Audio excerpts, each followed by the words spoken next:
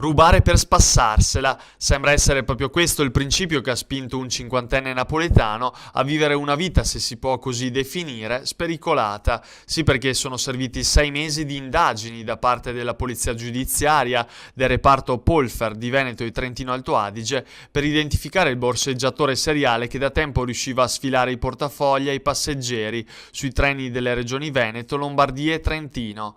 Una zona battuta a specie nella tratta Milano-Venezia, con colpi che fruttavano all'uomo dai 500 ai 2000 euro. Nello sfilare i portafogli infatti era bravissimo, le vittime si accorgevano di essere state derubate solo dopo aver ricevuto l'SMS della banca che segnalava il prelievo.